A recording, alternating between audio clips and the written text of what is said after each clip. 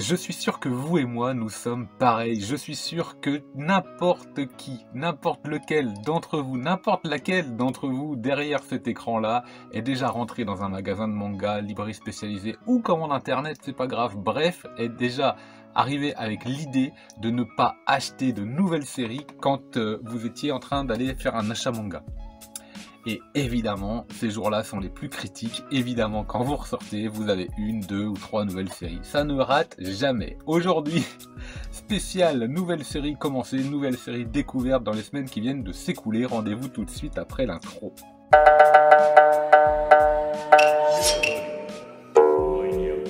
Alors voilà, moi elles sont au nombre de 6, c'était l'été donc j'ai choisi des séries qui étaient un petit peu estivales ou légères, pas toutes mais quand même dans l'ensemble vous verrez que la saison influence un petit peu mes lectures. En attendant de commencer, évidemment je vous rappelle l'inévitable fil rouge où est Mascas qui est caché dans le décor, donc bonne chance si vous le trouvez, si vous le voyez. Allez, c'est parti. Première lecture, ce sera une lecture un peu sérieuse d'une série avec laquelle j'avais quelques a priori. Ghost and Lady, 2 tomes, édition Kiyun, collection The Black Museum de Kazuhiro Fujita. Ghost and Lady, c'est un manga que j'ai trouvé d'occasion à Easy Cash et j'étais en direct sur le Discord Yakuza d'ailleurs. Si vous avez envie de nous rejoindre, pardon, vous êtes évidemment les bienvenus. On est avec pas mal de youtubeurs comme ça, j'en profite pour faire le petit coucou, la petite pub avec Garami, avec Wewe, avec Mangadoc, avec Kemono, avec Ed et avec Draxo, donc allez-y, et puis moi-même, on a un peu Manga Badass, c'est Luchisco qui viennent parler aussi de temps en temps, donc il n'y a pas de souci, vous êtes évidemment les bienvenus. Voilà. Ghost and Lady, j'avais demandé, j'en avais lu pas mal de bien justement sur les Discord, notamment avec Manga Badass, je crois, de mémoire, et là je les avais pour 8 € les deux, donc est-ce que je le prends ou est-ce que je le prends pas? On m'a dit fonce, de toute façon tu le regretteras pas, ça se revendra aussi vite au même prix, il n'y a pas de problème. Effectivement, après réflexion, je me suis dit ça coûte rien, enfin si ça coûte 8 € sur le moment, mais voilà, c'est pas perdu.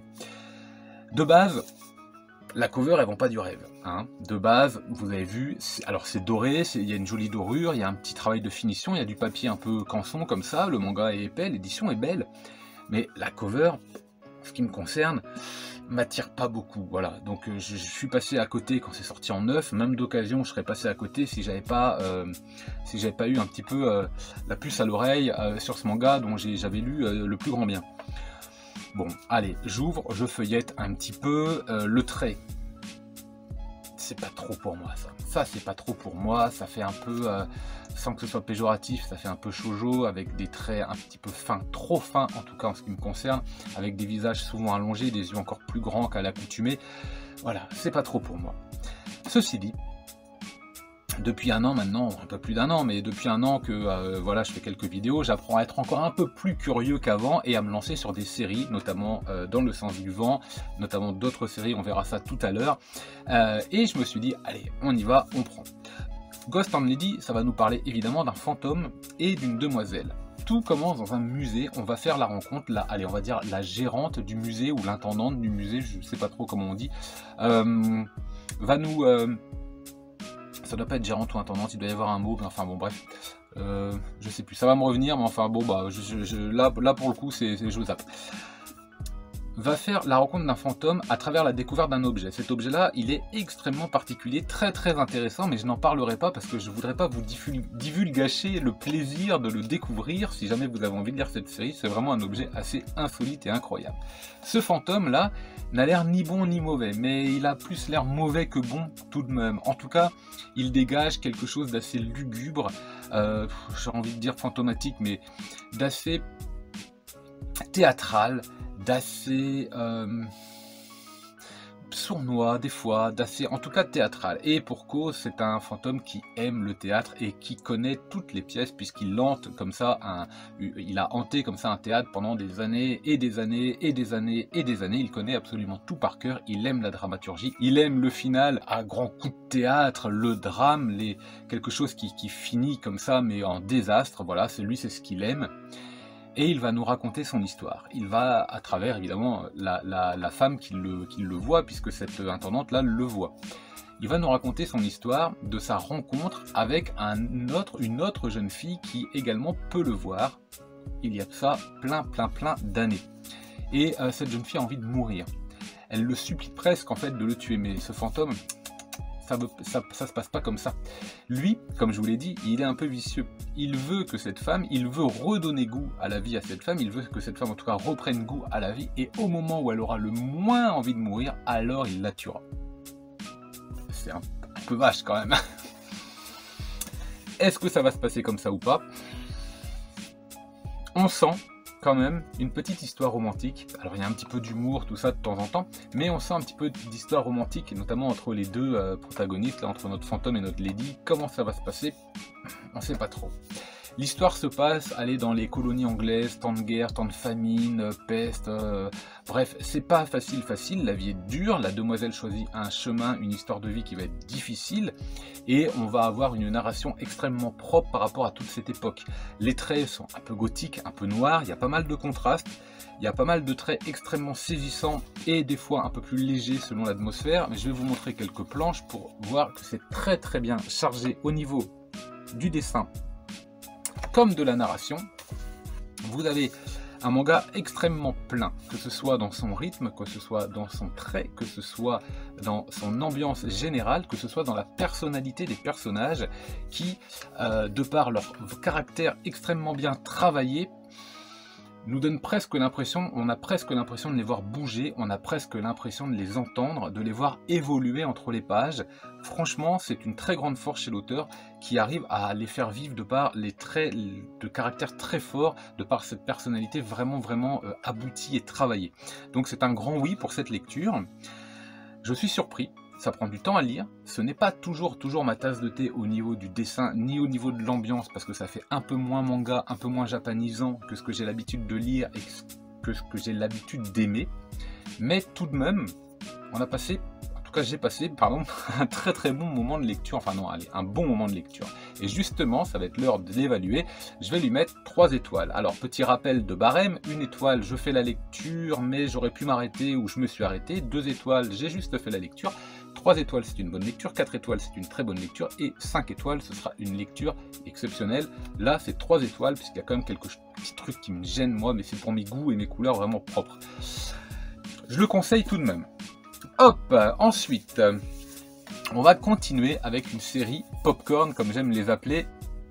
Hop, Kengan Ashura. Donc Kengan Ashura, c'est de la baston. Alors là, le cerveau, vous le posez. Là, il n'y a pas des tonnes et des tonnes à lire. Il y a du dessin à regarder, à savourer. Ça cogne, ça bastonne. La testostérone, elle est posée sur la table et ça envoie du lourd à longueur de temps. Voilà, par exemple, monsieur en train de manger. Donc, on a un rapport extrêmement carnassier dans ce manga. Et les traits le permettent, voilà, les traits renforcent cette atmosphère vraiment animale, vraiment bestiale, avec la loi du plus fort, et ça contraste également avec des personnages beaucoup plus sociaux, beaucoup plus rangés évidemment, qui apparaissent plus vieux, plus faibles, plus fragiles, donc il y a un contraste là-dedans assez saisissant au niveau du trait et de la différence de puissance entre les personnages. Le Kengan Ashura, c'est quoi? Ashura, pardon, c'est quoi? C'est un tournoi en fait entre les multinationales, les entreprises qui se battent les unes contre les autres, mais plutôt d'y aller à coup d'OPA ou à coup de règlement de compte financier, ils y vont à coup de baston, chacune d'entre elles ayant en fait un champion qui va faire des combats dans ce fameux tournoi Kengan Ashura, à coup évidemment de millions récupérés entre les patrons qui tirent les ficelles de tout ça. Nous, ce qui nous intéresse, en dehors de ce jeu économique et politique, c'est évidemment des bastons mais saisissantes, complètement dingue, complètement folle, avec des traits et des personnages très puissants, très badass pour le coup. Voilà, je vous ai dit, on pose le cerveau. C'est chez Meian. Ils vont faire une sortie de 4 tomes tous les 2 mois façon Kingdom. Si vous prenez un abonnement, vous avez aussi les bonus avec les coffrets et quelques je sais plus, quelques cartes postales ou portfolios, enfin bref, moi c'est pas trop ma tasse de thé ça, comme vous le voyez, je suis beaucoup plus fan des mangas à l'unité, j'aime bien quand ils sont comme ça, donc les coffrets et tout ça c'est pas trop pour moi, je cours pas après, donc je les ai pris à l'unité, il y a 8 tomes actuellement, 4 étoiles dans son genre, c'était un vrai régal, je le conseille si vous aimez vraiment le genre de la baston. On va changer complètement de registre et on va passer dans une atmosphère beaucoup plus légère, beaucoup plus agréable, beaucoup plus romantique, beaucoup plus axée psychologie et rapport entre les personnages avec une sublime découverte. Merci Draxo. Hop, alors ça reflète un peu Kowloon, tome 1, Kowloon générique roman, c'est chez Kana, collection Big Kana.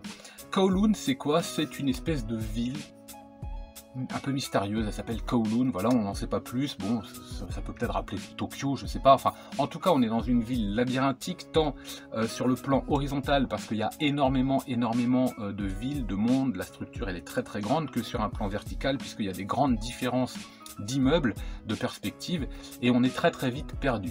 Kowloon, c'est l'histoire de deux personnes, un homme, une femme, qui se retrouvent à travailler ensemble dans une agence immobilière, puisqu'ils sont agents immobiliers. Évidemment, vous sentez la relation amoureuse dès le départ s'installer, vous la ressentez pour l'homme et pour la femme, avec évidemment chacun des comportements propres, avec des petits jeux de taquinerie ou des moments beaucoup plus sérieux ou d'indifférence, bref, des non-dits, des quiproquos. Voilà, Kowloon va utiliser manifestement très très bien tous les codes des rapports amoureux entre les personnages, avec tout l'humour et toute la comédie, ou peut-être le côté dramatique que ça peut apporter. Mais ce qui est génial, c'est que on est plongé avec nos personnages dans ce rapport amoureux qui est un peu labyrinthique, parce que voilà, c'est un chemin dont il faut trouver l'issue, tous les deux, ils essayent de se trouver aussi.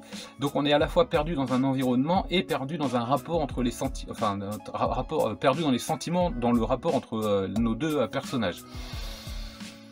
C'est absolument génial, c'est très savoureux, mais ça reste très classique.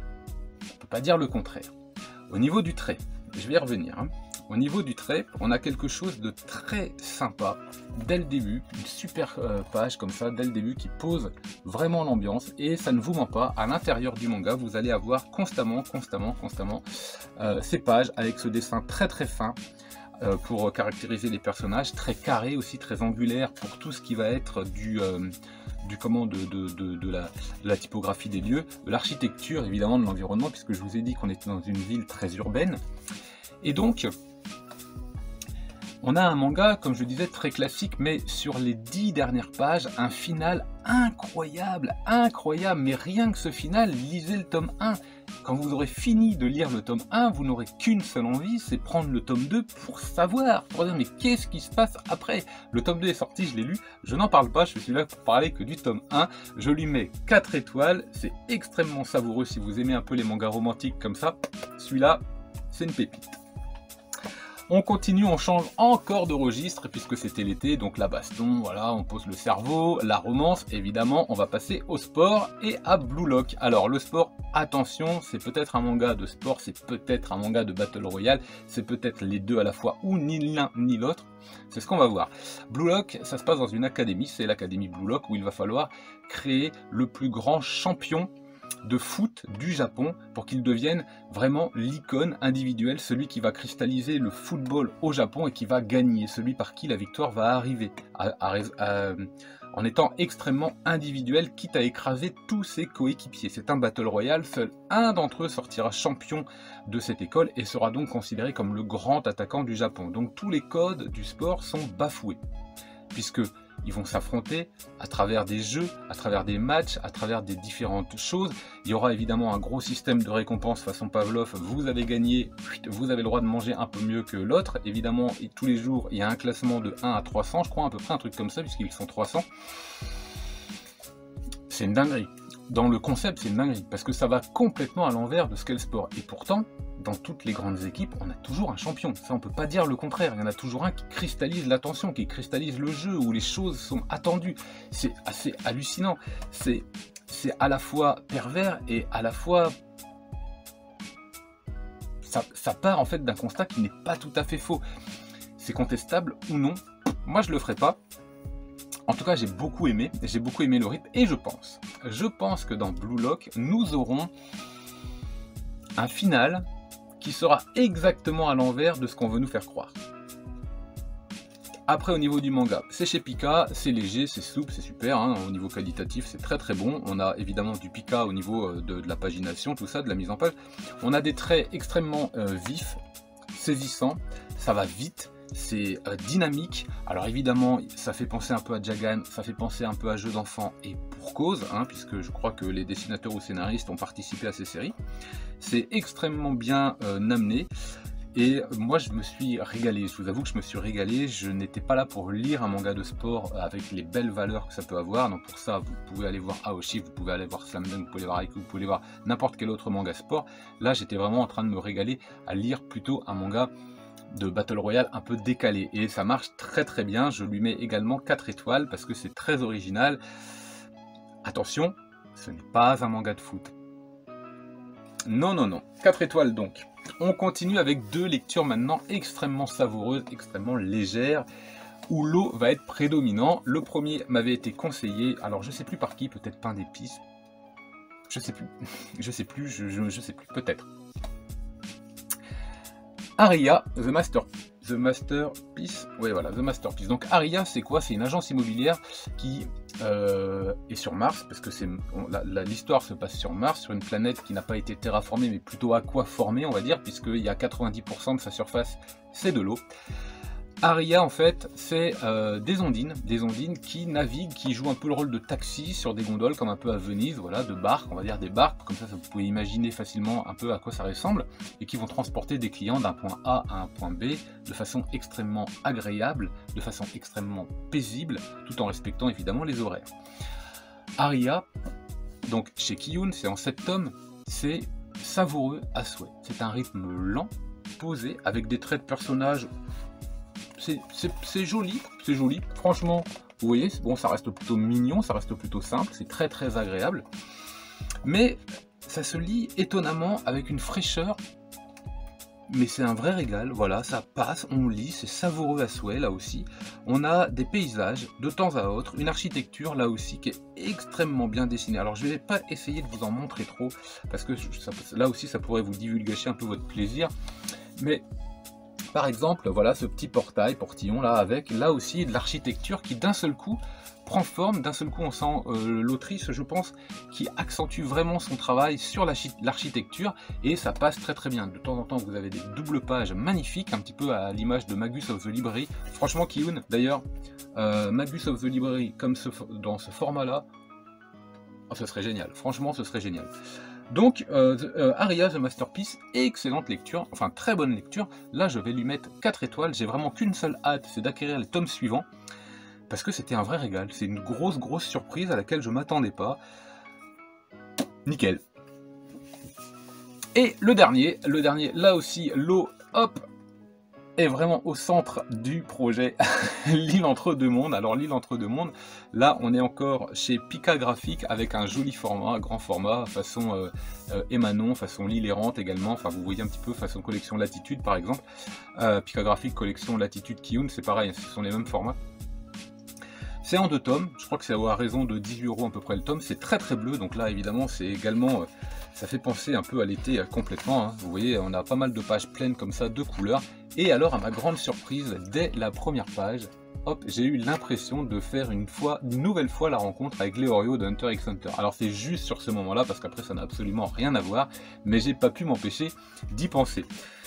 L'île entre deux mondes, ça va être l'histoire de quelqu'un qui vivait sur une île qui va y revenir des années après, mais de fait son travail, le continent, le Japon, on va l'appeler le continent, l'a amené à oublier un petit peu qui il était, ce qu'il était, et il va redécouvrir un petit peu cette île avec tout ce qu'elle a de fantastique.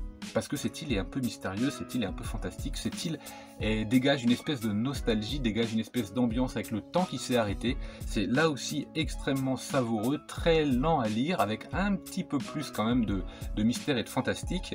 Le vent également a une place prépondérante, d'ailleurs il est lui aussi très mystérieux.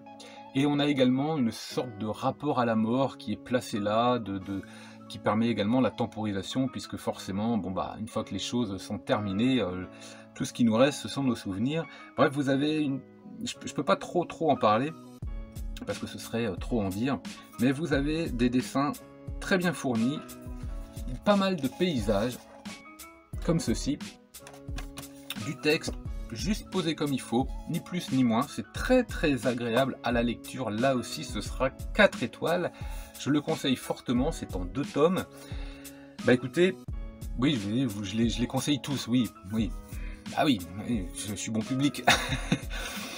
Bah voilà, 4 étoiles. Bon, ce sera tout pour les 6 mangas donc découvertes. J'espère que ça vous a plu. J'espère que vous avez trouvé ma sketch, je sais plus trop. Moi, je vous donne rendez-vous la semaine prochaine pour le même type de vidéo avec ce coup-ci les séries terminées. Là aussi, je crois qu'elles sont au nombre de 6. Je vous souhaite un excellent week-end et lisez plein de mangas. Et en attendant, je vous dis